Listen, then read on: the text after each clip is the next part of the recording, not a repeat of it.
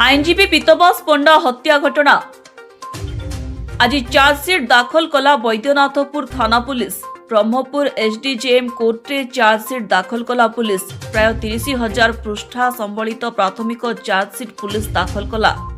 दुईटी trunk तथा टीण पेढ़ी रे एही चार्जसीट कोर्ट को नहीं आसिबो पुलिस। दुईटी गाड़ी रे पुलिस कोर्ट रे पहुंची चार्जसीट दाखल करिछि।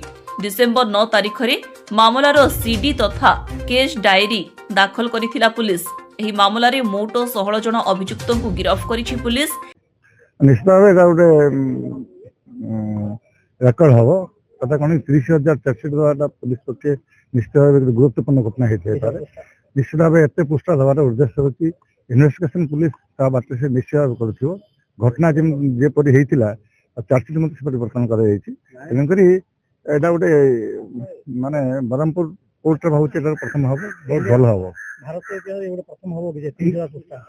भारतीय इतिहास अधिक थी अन्य केसेस अच्छी किंतु ब्रह्मपुर एटा गोटे इतिहास है बहुत भल है।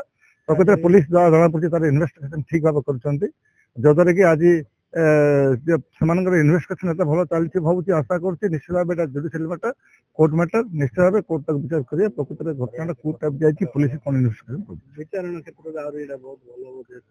देखो बर्तमान कोर्ट रे केस अच्छी पुलिस तार इन्वेस्टिगेशन चार्जसीट देती चार्जसीट खुला रखी तेणुक चार्जसीट भितर एत पृष्ठा चार्जसीट होगा निश्चित भाव किसी गुरुत्वपूर्ण घटना होता है। तेणुक पुलिस कार्यानुष्ठान कोर्ट तक विचार कर जहाँ निर्णय ठीक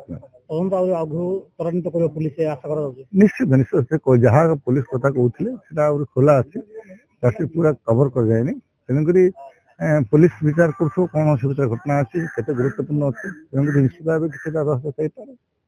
गिरफ को मध्य रही ब्रह्मपुरर पूर्वतन विधायक विक्रम पंडा, पूर्वतन mayor Shivshankar Das, BJD corporator Malay Bishoi, BJD नेता मदन दलई रही। मामला रे जामिन पाई विक्रम पंडा हाईकोर्टर द्वारस्थ होइछंती। गत अक्टोबर 6 तारिख राति रे बैकुंठ नगर साही छकरे पीतबास पंडा को हत्या करा जायतिला।